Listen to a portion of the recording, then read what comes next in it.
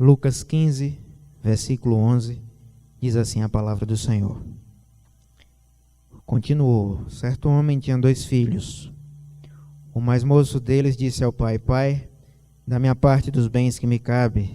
E ele lhes repartiu os haveres. Passados não muitos dias, o filho mais moço, ajuntando tudo o que era seu, partiu para uma terra distante e lá dissipou todos os seus bens, vivendo dissolutamente. Depois de ter consumido tudo, sobreveio àquele país uma grande fome, e ele começou a passar necessidade.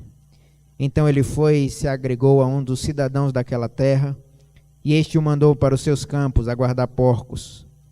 Ali desejava ele fartar-se das alfarrobas que os porcos comiam, mas ninguém lhe dava nada. Então, caindo em si, disse: quantos trabalhadores de meu pai têm pão com fartura, e eu aqui morro de fome. Levantar-me-ei e irei ter com meu pai, e lhe direi: Pai, pequei contra o céu e diante de ti.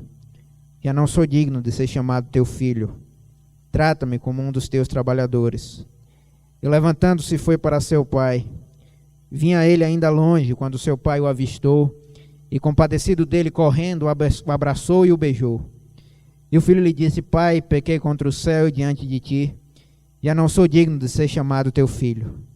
O pai, porém, disse aos seus servos: Trazei depressa a melhor roupa, vestiu, ponde-lhe um anel no dedo e sandálias nos pés. Trazei também e matai o novilho cevado, comamos e regozijemo-nos, porque este meu filho estava morto e reviveu, estava perdido e foi achado. E começaram a regozijar-se ou a se alegrar. Versículo 25, ora, o filho mais velho estivera no campo, e quando voltava, ao aproximar-se da casa, ouviu a música e as danças. Chamou um dos criados e perguntou-lhe o que era aquilo. E ele informou: veio teu irmão, e teu pai mandou matar um novilho cevado, porque o recuperou com saúde. Ele se indignou e não queria entrar, saindo, porém, o pai procurava conciliá-lo. Mas ele respondeu ao seu pai: há tantos anos eu te sirvo, sem jamais transgredir uma ordem tua. E nunca me deste um cabrito sequer para alegrar-me com os meus amigos. Vindo, porém, este teu filho, que desperdiçou os teus bens como meretrizes, tu mandaste matar para ele um novilho cevado. Então lhe respondeu o pai: meu filho, tu sempre estás comigo. Tudo que é meu é teu. Entretanto, era preciso que nos regozijássemos e nos alegrássemos, porque esse teu irmão estava morto e reviveu, estava perdido e foi achado. Vamos orar. Senhor, nesse instante nós rendemos graças ao Senhor pela tua palavra. Obrigado pelo teu evangelho, que é poder de Deus para a salvação de todo aquele que crê. Fala aos nossos corações conforme apraz ao Senhor. Suplicamos a tua misericórdia mais uma vez, em nome de Jesus. Amém. Nesse texto existe um contexto anterior muito importante para compreendermos uma das parábolas mais conhecidas do evangelho, que é a parábola do filho pródigo. Jesus conta essa parábola e anteriormente a ela, a Bíblia diz no início do capítulo 15, que aproximavam-se de Jesus publicanos e pecadores para o ouvir. Quem eram de fato esses publicanos que se aproximavam para ouvir Jesus, para ouvir os seus ensinamentos? O publicano era aquele que era traidor do seu próprio povo. O publicano era um ladrão, era alguém que havia traído a sua nação e cobrava impostos pesados do povo. Um dos publicanos citados na Bíblia é Zaqueu, o qual veio salvação à sua casa, foi liberto pelo poder do evangelho. Se defraudou alguém, restituiu 4 vezes mais. Haviam pecadores para ouvir. Mas como, pastor, se todos são pecadores? Pessoas que muitas vezes não tinham a qualificação social que os judeus tinham. Pessoas como prostitutas, meretrizes, paralíticos, coxos, aleijados, cegos, crianças. Gente à margem da sociedade. Gente de vida suspeita. Pessoas que não faziam parte do contexto religioso judaico. E essas pessoas ouviam o ensino do evangelho. E os fariseus, quem eram os fariseus? Os fariseus eram os homens que faziam parte da seita mais radical do judaísmo. Eles eram aqueles que detinham de fato, assim como os escribas, o conhecimento da lei de Deus, o conhecimento do Antigo Testamento. Eles conheciam muito bem de Bíblia. E a queixa deles no início do capítulo 15 é a seguinte: esse Jesus recebe pecadores e come com eles. Ele se incomodava com o fato de Jesus andar com gente que não tinha qualificação social deles. Eles se incomodavam com o fato de Jesus ser um amigo de publicanos e de pecadores. Eles se incomodavam com o fato de Jesus ser amigo daqueles que para eles eram pessoas do mundo. Ou como dizem os evangélicos, pessoas que são mundanas. Mas Jesus andava com essas pessoas. E a acusação feita a Jesus e ao próprio João Batista era muito forte. Sobre Jesus, eles diziam: esse homem come com gente que não é igual a gente. Ele devia andar conosco, que nos vestimos bem, deveria andar conosco, que somos de fato os defensores da Torá, da palavra de Deus. Ele deveria andar conosco, que somos de fato os evangélicos, religiosos. Ele deveria andar conosco, mas não, ele comia e bebia com publicanos e pecadores. E sobre isso Jesus disse: veio João Batista e vocês dizem, ele tem demônio, porque João Batista não comia e nem bebia vinho. Mas veio o Filho do Homem e vocês dizem, aí está um comilão e beberrão, amigo de publicanos e de pecadores. E aí Jesus então, sabendo da murmuração deles, conta uma parábola a esses religiosos. Ele diz: qual dentre vós que tendo 100 ovelhas e perde uma delas, não deixa no deserto as 99 e vai buscar a ovelha que se perdeu? E quando acha a ovelha perdida, a coloca sobre os ombros e reúne os vizinhos, os amigos e diz: alegrai-vos comigo, porque eu achei a minha ovelha perdida. Qual dentre vocês que perdendo a ovelha não vai e recupera a ovelha que se perdeu e se alegra? Porque há muito mais alegria no céu por um pecador que se arrepende do que por 99 justos que não necessitam de arrependimento. Palavra do Senhor Jesus Cristo. Jesus também conta a história de uma mulher que perdeu uma dracma, uma moeda. E diz que ela tendo 10 dracmas, ela perde uma na sua casa, ela varre a casa, ela procura de maneira diligente, e quando ela encontra a moeda, ela chama as amigas, as suas vizinhas, e ela diz: eu achei a minha moeda perdida, se alegrem comigo, porque numa coisa tão simples, eu consigo me regozijar, me alegrar. E Jesus de novo repete no versículo 10 do capítulo 15, eu vos afirmo que de igual modo há júbilo, há alegria diante dos anjos de Deus, por um pecador que se arrepende. E ele continua: Deus homem de Nazaré, contador de histórias, de parábolas, metáforas para ensinar verdades profundas acerca do reino de Deus. Ele então disse que um homem tinha 2 filhos. O mais moço chega para o pai, no versículo 12, e diz: pai, dá-me a parte dos bens que me cabe. Nesse texto, nós encontramos 2 tipos de perdição. Parábola do filho pródigo, 2 tipos de perdição. E a primeira perdição nessa parábola é a parábola do amoral. Esse filho mais novo que diz ao pai: pai, eu quero a minha parte da herança. A perdição desse filho amoral que decide viver por sua conta, independente de Deus, independente do Pai, que é o Senhor Jesus Cristo, é caracterizada pela autodeterminação individualista. Ele chega para o pai e diz: pai, eu quero a minha parte da herança. Ele chega para o pai e diz: pai, eu quero o que eu tenho por direito. A vida é minha, eu faço aquilo que eu quiser. Meu corpo, minhas regras. A minha vida eu não tenho que dar satisfação a ninguém, nem mesmo a Deus. Eu faço aquilo que eu quero, eu vivo como eu quero. É marcada pelo distanciamento do pai. O pai que diz na sua palavra de que vale ao homem ganhar o mundo inteiro e perder a sua alma. De que vale ao homem ganhar o prêmio, por exemplo, de melhor jogador de futebol do mundo e perder a sua alma. De que vale ao homem conseguir riquezas, fama, prestígio, reconhecimento, poder, autonomia e com isso perder a sua alma. Porque mais importante na vida não é aquilo que você faz meramente, mas mais importante na vida é quem você se torna.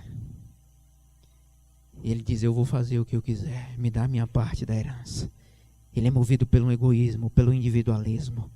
Sobre isso a palavra de Deus diz em 2 Timóteo capítulo 3, versos de 1 a 5. Nós estamos vivendo esses tempos e nós precisamos estar alertas quanto a isso. A palavra de Deus é clara quando afirma: nos últimos dias sobrevirão tempos terríveis. Os homens serão jactanciosos, soberbos, arrogantes, inimigos do bem, mais amantes dos prazeres do que amigos de Deus, sem afeto, natural, frios, tendo aparência de piedade, parecem bons, parecem bonzinhos, parecem justos, parecem puros, mas só parecem, negando a sua eficácia. Dos tais, diz a palavra de Deus, afasta-te. A perdição do filho amoral é caracterizada também pelo distanciamento do pai. Versículo 13. Passados não muitos dias, o filho mais moço, ajuntando tudo que era seu, partiu para uma terra distante. Ele parte para uma terra distante, porque ele quer distanciamento do pai. Ele não quer que os ensinamentos do pai governem a sua vida. Ele não quer que os valores do pai, os valores do perdão, do amor, ele não quer que os valores da graça do pai façam parte do seu cotidiano. Ele não quer saber das diretrizes que o pai tem para a sua vida. Mas ele faz o quê? Ele se distancia do pai. Ele vai para uma terra distante, porque ele quer distanciamento do pai. Ele não quer proximidade. Ele não quer a influência paterna. E a Bíblia descreve essa nossa condição quando lá em Romanos 3:23 a Bíblia diz que todos pecaram e destituídos estão da glória de Deus. Por isso o reformador alemão Martinho Lutero disse que pecador é o meu nome, pecador é o meu sobrenome. Nós temos pecados diferentes uns dos outros, mas todos nós aqui, sem exceção, somos miseráveis pecadores. Essa é a condição humana. E pecado nas Escrituras significa errar o alvo, nós não agimos certo com Deus. A Bíblia diz em Isaías 53:6 que todos nós éramos como ovelhas desgarradas, cada um de nós se voltou para o seu próprio caminho e o Senhor fez cair sobre Cristo a iniquidade de todos nós. Cada um de nós se desviou do caminho, cada um de nós buscou a sua própria vida, o seu próprio entendimento, nos afastamos de Deus, quebramos todas as leis de Deus. E a Bíblia diz que se você quebra um só ponto dos mandamentos de Deus, você quebrou ele inteiramente. Por isso que Paulo podia dizer, sem medo de errar, fiel é a palavra e digna de toda aceitação, que Cristo Jesus veio ao mundo salvar os pecadores, dos quais eu, Paulo, sou o pior, eu sou o principal.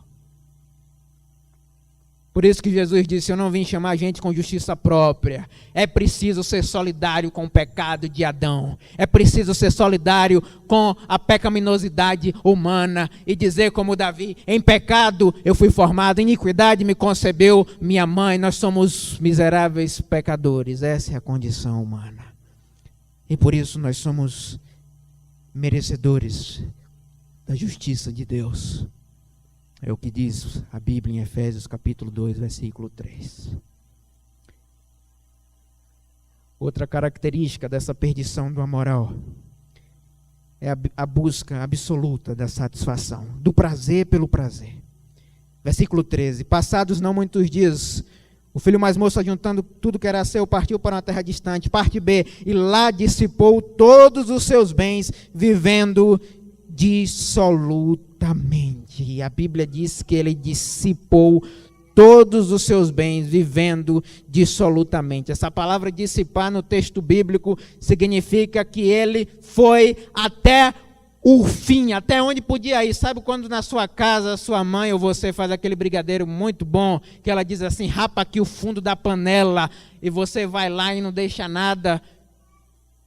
Ele fez isso, ele foi até o fundo do tacho, ele tira tudo, ele dissipa tudo, ele diz, eu vou viver como eu quiser, a vida é minha.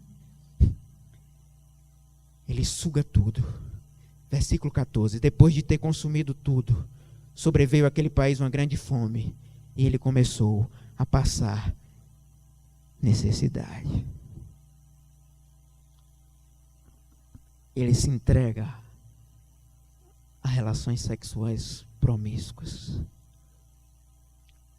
Ele se entrega à autonomia do ego. E ele consome tudo. Ele vive de maneira abominável e dissoluta. Porque ele era o Deus da sua própria existência. Vive como ele quer. No entanto, depois de ter consumido tudo, sobreveio àquele país uma grande fome. E a palavra diz, no versos 15 e 16, que ele então começou a guardar os porcos. E ele sentia tanta fome, depois de ter gastado toda a herança do pai, que ele desejava se fartar das comidas dos porcos. Ele desejava se fartar daquilo que os porcos comiam. Interessante que o incrédulo racionaliza o seu pecado. As características do perdido amoral, do ímpio, é que o ímpio nunca reconhece o seu pecado. A culpa é da igreja, a culpa é do vizinho, a culpa é do pai, a culpa é da mãe, a culpa é do pastor. O incrédulo racionaliza o seu pecado, ele justifica o seu pecado. Eu fiz, mas eu fiz porque alguém me influenciou. Eu fiz, mas eu fiz porque tinha gente lá dizendo o tempo todo, faz, e eu fui lá e acabei fazendo.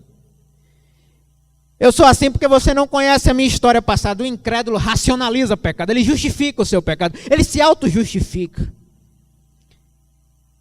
E esses são marionetes nas mãos de Satanás. 2 Coríntios, capítulo 4, versículo 4, o apóstolo Paulo escreve, o Deus desse século, o próprio diabo, cegou o entendimento dos incrédulos para que não vejam a luz do evangelho de Cristo, que é a imagem de Deus. Esse amoral, ele de fato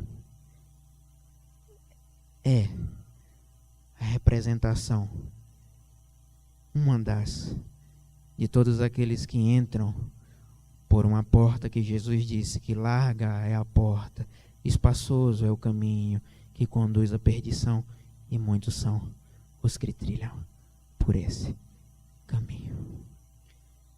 Mas o segundo tipo de perdição aqui no texto é a perdição do moralista religioso. Mas antes de falar dessa perdição, a atitude do perdido amoral, no verso 17, é uma atitude de cair em si. Ele diz, quantos trabalhadores de meu pai têm pão com fartura, e eu aqui morro de fome? Levantar-me-ei e irei ter com meu pai, verso 18, e direi, pai, pequei contra o céu e diante de ti, já não sou digno de ser chamado teu filho, me recebe ao menos como um dos teus empregados. Esse amoral então cai em si. Ele se percebe como alguém destituído de qualquer mérito. Quando a expressão bíblica é usada, caindo em si, significa que ele mergulha dentro de si mesmo. Ele se enxerga como é, e merecedor do perdão, do amor do Pai, e merecedor da graça, do favor do Pai. Ele então olha para dentro de si. Ele não olha para si como um fariseu, e ele não diz assim, Senhor, obrigado porque eu não sou como os outros homens, não. Ele diz, ó Deus, tem misericórdia de mim, que eu sou pecador. Ele diz, eu vou me levantar, eu vou ter com meu pai, eu vou humildemente pedir ao Pai que me perdoe, que perdoe os meus pecados, que perdoe o tipo de ser humano que eu me tornei, o tipo de pai que eu sou, o tipo de pastor que eu sou, o tipo de ovelha que eu sou, o tipo de irmão que eu sou, o tipo de filho que eu sou. E eu vou dizer, Pai, eu pequei. Como todos os homens de Deus e mulheres quebrantados e quebrantadas de coração, que quando confrontados com seus pecados, curvavam suas frontes no pó. Isso revela só a nossa altivez, nós somos orgulhosos com o nariz em pé, mas esses homens colocavam a boca no pó e diziam, eu pequei, me perdoa. E aí ele diz, eu vou pedir que meu pai trate-me como um dos empregados, ainda que ele não me aceite como filho. Ele volta e vai para o pai. Vinha ele ainda longe, quando então o pai o avista. Agora imagina na nossa cabeça, um pai olhando para um filho que voltou depois de ter gastado, torrado o dinheiro dele, a parte da herança que lhe cabia como meretrizes. depois de ter andado de boteco em boteco, depois de ter andado de caipirinha em caipirinha, depois de ter desperdiçado tudo, e a atitude desse pai no versículo 20 é que quando ele vinha ainda de longe, quando seu pai o avistou, o pai se compadece dele, o pai tem compaixão dele. O pai não quis saber onde ele estava, o que ele andou fazendo, o pai não quer saber com quem ele andava. Não. Mas a Bíblia diz que quando o pai avista, se compadece dele e corre. É o pai que vai ao encontro dele. Quando ele vê ainda longe, esse perdido amoral que gastou tudo, esse ímpio amoral que gastou tudo, a herança do pai, o pai volta compadecido, correndo. E o perdão antecede a volta. Antes mesmo dele dizer qualquer coisa, o pai o abraça, o pai o beija. Antes dele dizer eu pequei, o pai já conhece o seu coração, porque o perdão é dado antes mesmo da confissão dele. O pai então o abraça. O pai então o beija. E o Deus furioso das Escrituras Sagradas, pregado por padres e pastores, parece ser um Deus diferente do Deus da parábola do filho pródigo, que tem compaixão, misericórdia desse filho, o abraça e o beija, e o filho diz: Pai, eu pequei contra o céu e contra ti, eu já não sou digno de ser chamado teu filho. Quando ele diz isso, quando ele diz eu pintei o 7, bordei o 8, o pai então diz aos servos: tragam depressa a melhor roupa. Coloquem nele um anel no dedo, sandálias nos pés. Tragam também, matem um novilho cevado. Nós vamos comer, nos alegrar. Verso 24. Porque o meu filho estava morto e reviveu, estava perdido e foi achado. E eles começaram a se alegrar. Eles se alegraram porque há mais alegria diante dos anjos de Deus por um pecador que se arrepende do que por 99 justos que não necessitam de arrependimento. A graça de Deus se manifesta salvadora a todos os homens. O amor de Deus através de Cristo pega o pior dos pecadores, aqueles que foram condenados pela religião, aqueles que foram pisoteados pelos religiosos, aqueles que foram blasfemados pelos religiosos, adoradores de Mamon e dos seus egos, esses piores que a sociedade condena e coloca no inferno antes da hora, esses aí. Assim como um homem um dia numa cruz, ao lado de Jesus, ele disse: eu mereço estar aqui, mas ele é inocente. Lembra-te de mim quando estiveres no paraíso. E Jesus diz: hoje mesmo estarás comigo no paraíso. Quando ele diz: Pai, eu pequei, o pai o abraçando e o beijando, depois de vir correndo alegre por celebrar a sua volta, o pai diz: agora coloque a melhor roupa, coloque o melhor anel, porque esse meu filho estava morto e reviveu, estava perdido e foi encontrado. O amor encarnou na pessoa de Jesus de Nazaré. Mas aí tem o segundo tipo de perdição. Esse perdido amoral se arrepende dos seus pecados, crê em Jesus como seu único e suficiente Salvador, entrega-se a Cristo e diz: nada em minhas mãos eu trago, somente a tua cruz eu me agarro. Esse perdido amoral, ele é mostrado no texto que foi lido aqui nessa noite: onde abundou o pecado, superabundou a graça. Mas aí tem outro perdido, o seu irmão, o irmão mais velho, o filho mais velho. Versículo 25. Olha, o filho mais velho estivera no campo e quando voltava, aproximasse da casa, ouviu a música e as danças. Chamou um dos criados e perguntou-lhe o que era aquilo. E ele informou: vê teu irmão, e teu pai mandou matar o novilho cevado porque o recuperou com saúde. Ele se indignou e não queria entrar. Saindo, porém, o pai procurava conciliá-lo. O cara saiu de manhã, foi trabalhar. Chegou o final da tarde para o início da noite. Ela então chega, se aproxima da casa. Esse pai que é gracioso, esse pai que é manifestado na pessoa do Senhor Jesus Cristo, que é a propiciação pelos nossos pecados, e não somente pelos nossos, como também pelos de todo mundo. Ele chega na casa, e quando esse irmão mais velho chega, ele ouve a música e as danças. E de repente ele chama um dos criados e então começa a perguntar: o que está acontecendo aqui? Que algazarra é essa? Que movimento, que festa é essa? Eu não estou sabendo de nada. O que foi que aconteceu? Alguma coisa deve estar acontecendo aqui. O que é que virou isso aqui agora? E aí um dos criados disse: foi teu pai. Sabe aquele teu irmão? Aquele que gastou tudo. É, aquele lá, teu irmão, que gastou tudo do teu pai, que fez o que não devia, que gastou a herança do teu pai, vivendo dissolutamente, vivendo uma vida libertina com meretrizes. Pois é, teu irmão voltou aí, ó, e teu pai chamou aqui o pessoal, os vizinhos, chamou todo mundo, contratou ali uma bandinha da vila e mandou fazer uma festa. E a perdição do moralista religioso é caracterizada pela ausência de alegria, pela reconciliação do irmão. E não se alegra. E tem raiva de quem se alegra. A falta de alegria na vida. Ele podia chegar, chegou depois, não foi avisado, mas ele podia se alegrar com o pai, porque o irmão dele estava morto e reviveu, estava perdido e foi achado. Assim como ele, mas ele chega e não tem alegria na vida. Parece coisa de crente. Falta de alegria na vida. A falta de serenidade na vida.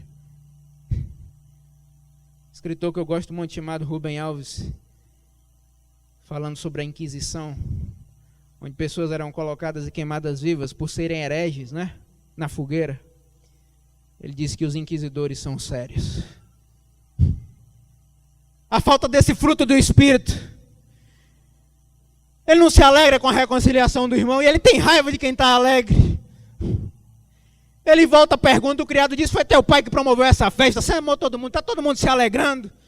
Mas ele está à parte, ele está sisudo, ele está indiferente a tudo, ele não se alegra com a alegria do outro.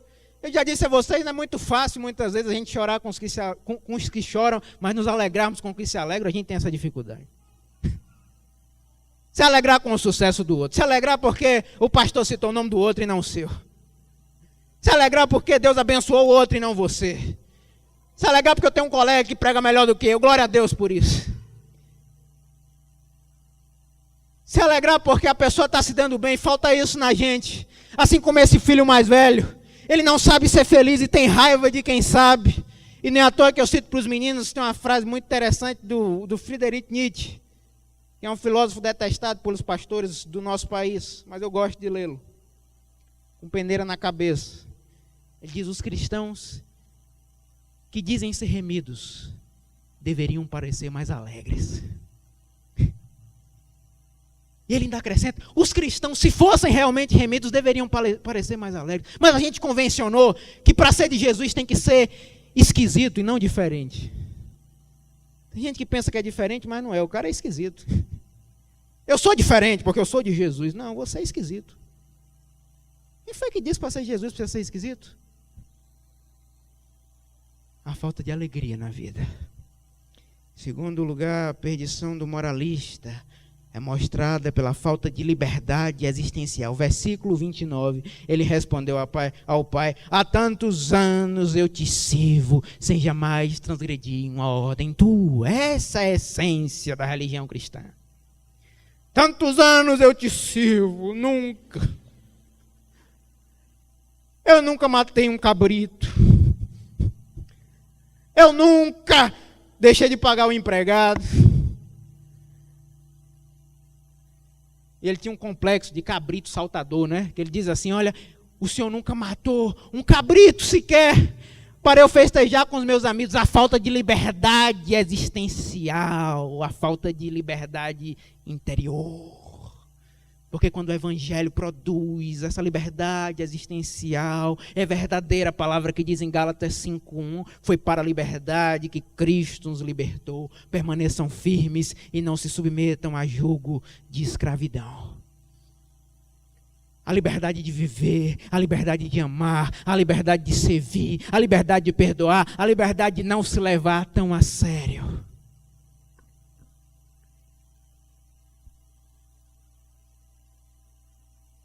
Porque se a justiça vem pela lei, Cristo morreu inutilmente. Mas outra característica desse perdido amoral é a falta de relação com o Pai. Verso 30. Vindo, porém, esse teu filho, que desperdiçou os teus bens como meretrizes, tu mandaste matar para ele o novilho cevado. Ele olha para o delito do irmão e não para a graça. Já reparou? Ele não olha para a graça do pai. Ele olha para o delito do irmão. Ele diz: esse miserável aí, irresponsável, gastou tudo com meretriz. Sabe por quê? Porque ele não tinha relação com o pai. Ele sabe o número de cabritos que o pai tem. Como em nossas igrejas estão abarrotadas dessas coisas. Não só a nossa, mas a igreja brasileira está abarrotada dessas coisas. Tem relação com as coisas do pai. Ele sabe o número de cabritos que o pai tem. Ele sabia um por um. Ele conhece os empregados do pai. Mas o pai é patrão para ele, não é pai.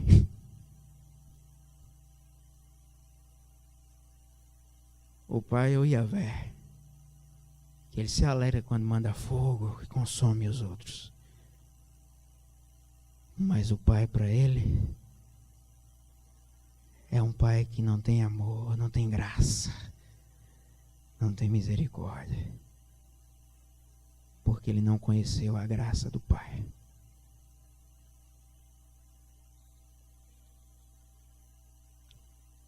De todos os homens maus religiosos são os piores. Diz o C.S. Lewis, escritor inglês. E aí tem uma história que só criança entende, só pré-adolescente entende. C.S. Lewis conta a história em um dos seus livros, chamado As Crônicas de Nárnia, sobre um leão bondoso, misericordioso, leão da tribo de Judá, da raiz de Davi. E o nome desse leão é Aslan. Esse leão é o Senhor dos bosques, é o maioral, é o verdadeiro rei do universo. E certa vez a feiticeira, representada pelo poder do mal, pela força das trevas, pelos principados e potestades contra os quais nós temos de lutar, a feiticeira resolve matar esse leão. E esse leão bondoso é morto pelas forças das trevas, é assassinado. Esse leão cheio de graça, de amor, o Aslan, cheio de misericórdia, é morto. Mas ao terceiro dia, vocês conhecem a história, esse leão aparece vivo novamente.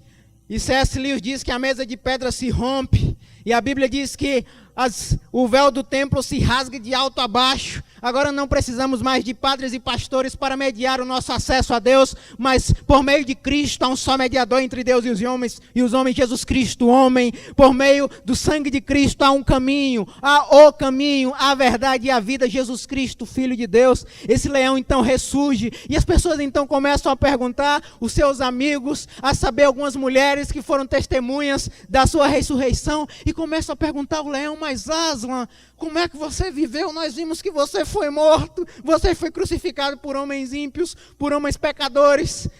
Como é que você viveu? E ele diz: há uma lei que governa o universo, que rege toda a terra, que diz que se uma vítima voluntária, inocente de traição, é morto no lugar do traidor, a mesa de pedra se rompe e a morte é quebrada. Por isso eu vivi de novo, porque eu assumi o lugar do traidor, eu assumi o lugar do pecador, eu assumi a culpa dele para que ele tivesse vida. Esse leão, leão da tribo de Judá, Cordeiro de Deus, que foi morto antes da fundação do mundo, morreu, ressuscitou e vive para dar vida a você.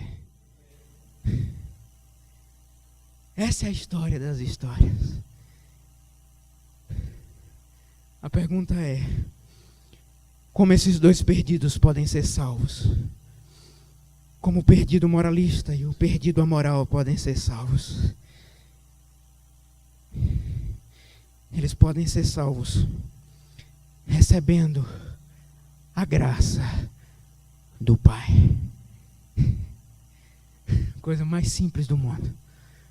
Podem ser salvos recebendo a graça, a misericórdia, o perdão e o amor do Pai. Jesus Cristo disse que a todos quanto receberam, deu-lhes o poder de serem feitos filhos de Deus, a saber, os que creem no seu nome. Pastor, eu preciso largar a bebida, eu preciso largar as drogas para vir para Jesus. Não. O que é isso, pastor? Não. Jesus andava com gente desse tipo. Isso é um escândalo. É escândalo da cruz. E eu digo a você, pela graça de Deus, eu passei dessa fase de dizer, meu Deus, como Ele pode salvar a gente assim? Até que o Espírito me mostrou como eu pude salvar alguém como você, Michel. Venha como você está. E Jesus vai ser tão precioso para você. Que sexo, que drogas, que álcool. Ele vai te transformar à imagem dele. Mas, para isso, você precisa se arrepender de ser um perdido amoral ou um perdido moralista.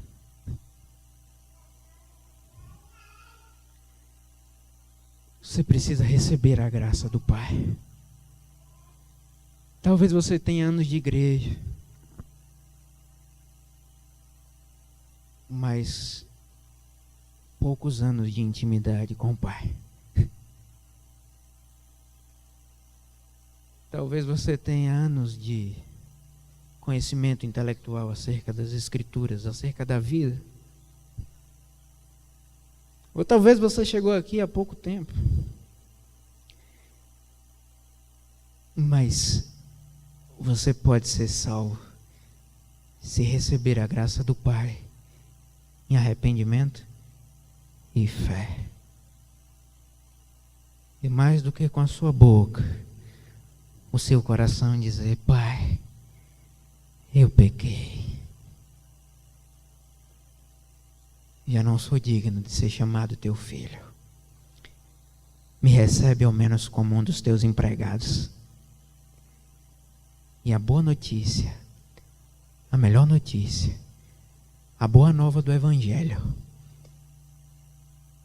é que o Pai vai dizer a você,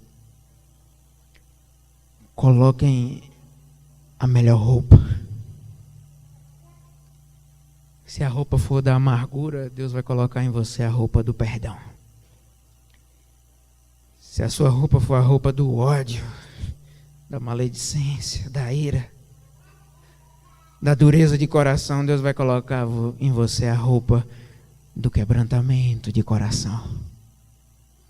Coloquem o melhor anel, põe a melhor roupa, porque este meu filho estava morto e reviveu, estava perdido e foi achado. Termino com isso. 2 citações de Jesus que se cumprem cabalmente na história da humanidade e ecoarão por toda a eternidade. Ele diz para os judeus, o reino de Deus será tirado de vocês e será dado a um povo que dê os frutos do reino. Por isso que a nossa filosofia, a nossa teologia é a teologia da cruz de Cristo. Por isso a cruz é o último argumento de Deus. Por isso eu faço das palavras de Spurgeon, príncipe dos pregadores batistas, as minhas palavras. A minha teologia se resume em poucas palavras. Cristo morreu por mim. Cristo morreu por você.